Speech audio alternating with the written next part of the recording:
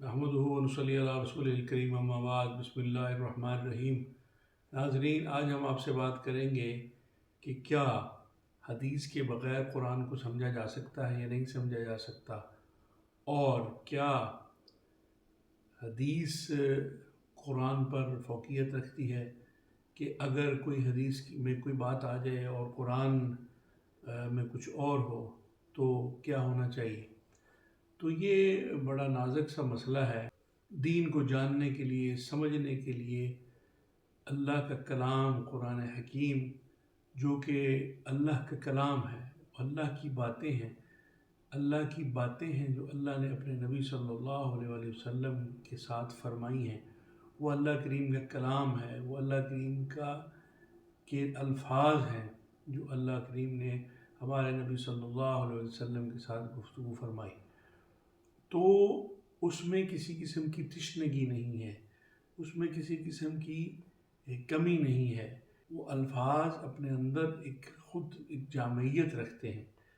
وہ ہمارے نبی صلی اللہ علیہ وسلم نے ان الفاظ، ان احکامات کو جو قرآن کریم کی صورت میں نازل ہوئے، اللہ کے کلام، اللہ کی جو باتیں جو اللہ نے اپنے نبی سے فرمائی بذریعہ وحی، تو ان باتوں کی وضاحت عملی طور پر ہمارے نبی صلی اللہ علیہ وسلم نے کر کے دکھائی، اور قرآن کو بعین ہی اپنی امت تک پہنچایا۔ تو یہ بڑا ستم ہے کہ قرآن پڑھ کر انسان یہ سمجھے کہ وہ تشنہ لب رہ گیا ہے، یا قرآن میں قرآن پڑھ کر، قرآن کو سمجھ کر، قرآن کے معنی کو، قرآن کے ترجمے کو، قرآن کے مفاہیم کو، بعض باتیں قرآن حکیم میں، جیسے قرآن فرماتا ہے کہ فِيهِ آیاتٌ محکمات ہن ام الکتاب وَأُخَرُ متشابہات۔ تو قرآن حکیم جو ہے وہ محکم، اس میں آیات بھی ہیں اور اس میں متشابہ آیات بھی۔ تو جو محکم آیات ہیں وہ واضح ہیں، کیٹیگورک ہیں، اور جو متشابہات ہیں ان کے بارے میں اللہ کریم نے فرما دیا، خود ہی فرما دیا کہ اس میں متشابہات ہیں۔ وَأَمَّا الَّذِينَ فِي قُلُوبِهِمْ زَيْغٌ فَيَتَّبِعُونَ مَا تَشَابَهَ مِنْهُ ابْتِغَاءَ الْفِتْنَةِ۔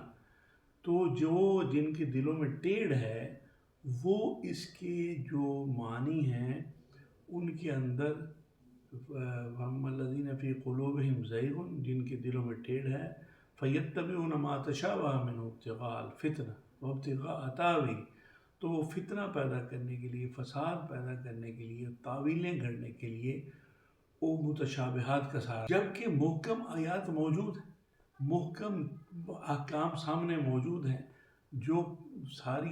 جو احکامات جن کے اندر کسی قسم کا تردد نہیں ہے، جس کے اندر کوئی اشتباہ نہیں ہے، جو واضح ہیں، جو اپنے احکام کے اعتبار سے، ان کے اندر بھی حدیث کو پرکھنے کے لیے ہمیں قرآن کے ساتھ اس کا موازنہ کرنا پڑے گا۔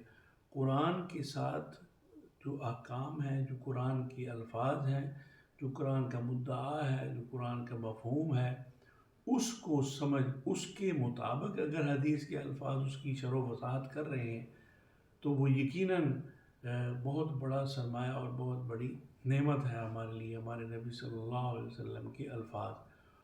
اور اگر ہم قرآن کی آیات کو حدیث پر پرکھیں گے تو اس سے کیا ہوگا کہ قرآن کی جو آیات ہیں ان کو پیچھے رکھ دیں گے اور روایات کو آگے رکھیں گے۔ تو بہت سارے معاملات میں بہت سارے لوگ ایسا کرتے ہیں، جبکہ یہ سوچنے کی ضرورت ہے، سمجھنے کی ضرورت ہے، اس کے اوپر غور کرنے کی ضرورت ہے کہ قرآن جو ہے وہ کلام الہی ہے، وہ اپنے اندر خود ایک جامعیت رکھتا ہے، جس کے اندر خود اپنے احکام کے اندر جو شرح و وضاحت رکھتا ہے اور وضاحت کرتا ہے باتوں کی۔ تو اس لیے قرآن کریم کو سمجھنے کے لیے قرآن کو جتنی بار انسان پڑھتا چلا جائے گا، ہاں اب صاف ظاہر ہے کہ اس کے لیے قرآن کو سمجھنے کے لیے اس کا ترجمہ پڑھنا پڑے گا۔ قرآن کی جو عربی زبان ہے، عربی کے جو قواعد ہیں، صرف و نحو کے اسلوب ہے عرب کا، قرآن کریم کی عربی کا، تو ان چیزوں کو سمجھ کر ہی اصل مقصد کی تک انسان پہنچ سکتا ہے.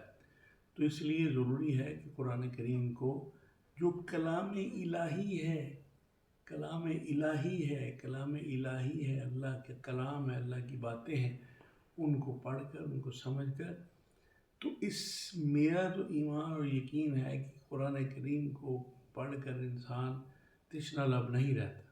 اور اگر وہ قرآن کو پڑھ کر بھی تشنہ لب رہتا ہے تو پھر یہ آپ خود اس بات پر غور کریں کہ قرآن کو پڑھ کر بھی کوئی تشنہ لب رہ سکتا ہے، کوئی ایمان والا، کوئی یقین والا، کہ وہ اس کلام الہی کو جو اللہ نے اپنے محبوب نبی کریم صلی اللہ علیہ وسلم کے ساتھ فرمائی، جو وحی کے ذریعے باتیں کی، ان باتوں کو پڑھ کر کوئی تشنگی رہ سکتی ہے؟